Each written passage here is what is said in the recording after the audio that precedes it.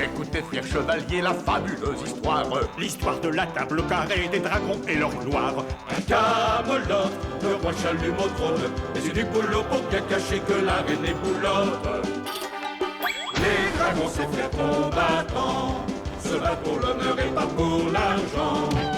Quand une dame crie au secours, il n'y a qu'un seul recours, les dragons vous sauveront toujours. De la table carrée, nous devons maintenir les règles. Tous Français serpents et gentils, nous tricotons à merveille.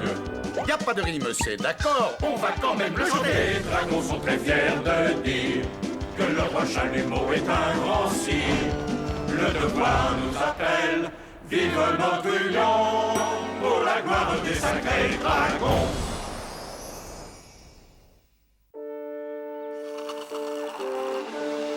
Le Code des écuyers, article 4008, dit « Il est de la plus haute importance qu'un chevalier ait ses petits petons à l'abri de la poussière pour garder toute son élégance. » Oui, monseigneur. Sacré dragon! Espèce de maladroit! Mais qu'est-ce qui se passe? Soit le comte Geoffroy s'est pris de passion pour une nouvelle marotte, soit c'est un nouveau plan diabolique destiné à conquérir le château de Camelot.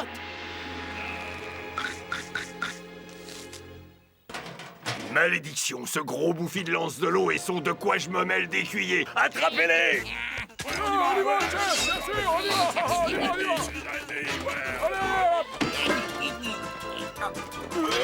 Monseigneur, j'aurais éventuellement besoin de votre aide.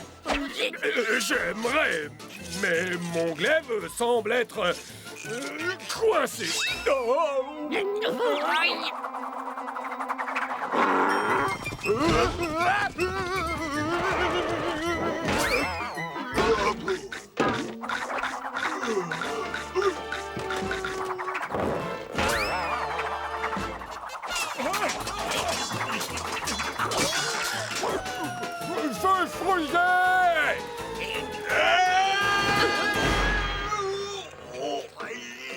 Comte Geoffroy, vous m'avez sauvé la vie. Ne remue pas le couteau dans la plaie, c'est suffisamment embarrassant pour moi, ce genre de situation. Si l'on se réfère au code de la chevalerie, article 64, un écuyer sera le débiteur de tout chevalier qui lui aura sauvé la vie, sans considération d'une précédente allégeance à un autre seigneur. Qu'est-ce que ça veut dire? Ça signifie que je suis maintenant l'écuyer du comte Geoffroy. C'est impossible! Vous n'allez pas devenir le nouvel écuyer de comte Geoffroy? J'ai peur que si, Flamme. L'article 97 du Code de la chevalerie dit « Chaque dragon se doit d'obéir au code, qu'importe si ces articles semblent ridicules. » Sire Lance de l'eau, faites quelque chose! Princesse Flamme, j'ai beau être le plus brave et le plus noble chevalier, même moi je ne suis pas au-dessus du code de la chevalerie. Il n'y a rien que je puisse faire. En réalité, il y a une chose que vous pouvez faire, monseigneur. L'article 81 du Code de la chevalerie dit que le seigneur numéro 1 qui veut récupérer son écuyer auprès du seigneur numéro 2 doit accomplir la quête de l'écuyer à sauver. Vous devez d'abord gravir la montagne du destin funeste. Feu follet! Puis survivre au gantelet de l'incommensurable honte.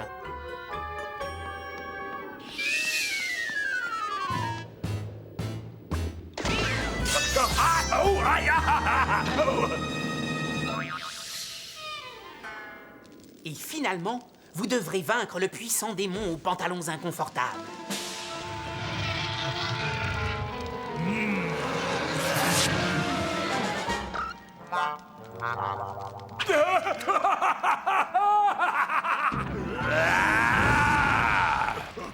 Ça paraît assez facile pour le plus brave, et surtout pour le plus noble des chevaliers.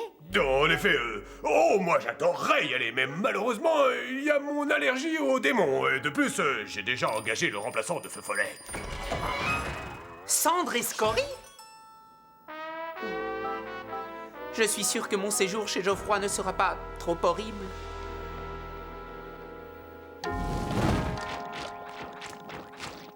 Eh bien, Agnès, je crois que je n'ai plus qu'à suivre le code de la chevalerie, article 74. Quand un dragon se sent trop misérable, il doit se tenir droit, lever le menton et faire un grand sourire.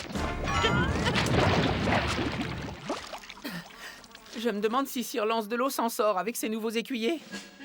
Faites-moi sortir de cette caisse tout de suite!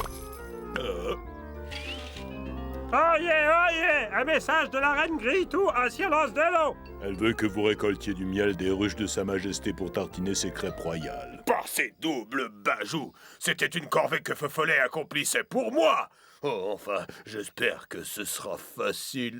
Où est donc le miel de mes crêpes, lance de l'eau? J'ai eu un léger problème avec les abeilles. Elles ont l'instinct territorial. Quoi qu'il en soit, je suis votre champion et j'ai continué à risquer une existence dévouée pour enfin découvrir que la ruche royale a été vidée de ses rayons de miel. Mais quelle est la canaille ignoble qui a osé voler le miel de cette ruche royale qui est à moi? Délicieux. Feu Follet est le genre de petit débrouillard dont j'ai besoin pour mettre au point mes plans diaboliques. Donc, je vais le promouvoir au rang de bras droit du patron. Oh non, ça c'est impossible, puisque je suis gaucher. Ta première tâche importante sera de travailler à mon nouveau plan pour conquérir Camelot. Oh mais qu'est-ce que c'est? Ça, c'est ma diabolique machine à fabriquer des crêpes. Puisque les dragons ont une faiblesse pour la nourriture, et spécialement pour les crêpes, je vais me servir de ma diabolique machine à crêpes pour en fabriquer des centaines que les dragons vont dévorer goulûment jusqu'à ce qu'ils perdent enfin tous leurs moyens d'action. Voilà tes instructions.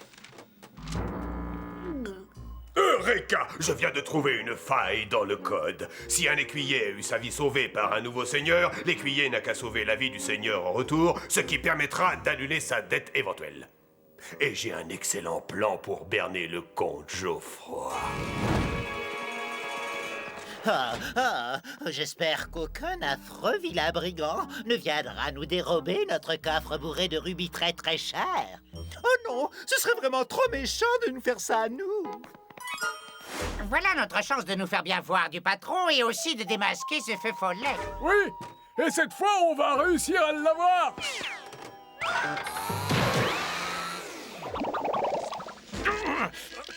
Ce coup-ci, mon plan va réussir. On va apprendre à ce sale petit fouineur de Feu Follet à se moquer de nous. Oui! Attends qu'il reçoive cette boule puante! Ça c'est vrai, il ne peut rien y avoir de plus pur.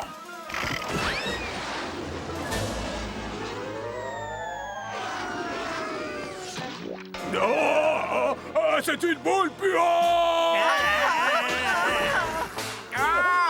Qu'est-ce que c'est que ça? Un chevalier vengeur envoyé par notre ennemi pour nous battre tous! Hurrah, ma diabolique machine à crêpes est terminée. Bientôt, Camelot sera à moi. Feu Follet, mets la machine en route. Oui, monseigneur.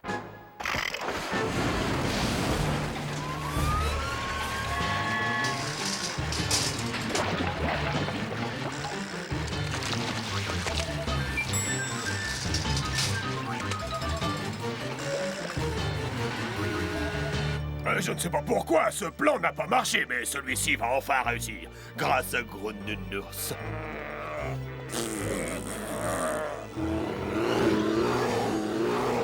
Des crêpes, hurrah!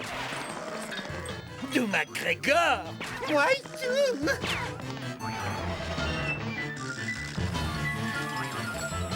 Les dragons vont être bientôt. Qu'est-ce que c'est là? Au secours! Comte Geoffroy!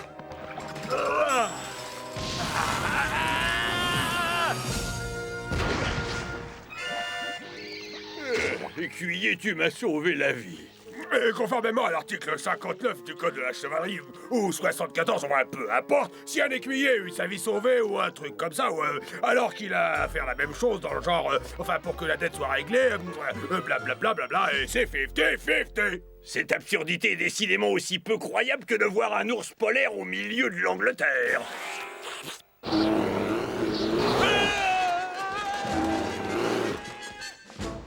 Follet, vous êtes revenu. Oui, mais j'admets que je me sens un peu dépassé. J'ai lu le code de la chevalerie de haut en bas et de bas en haut, et j'ignore comment j'ai pu rater cet article 74. Oh, vous connaissez papa? Il est toujours en train de réviser le code.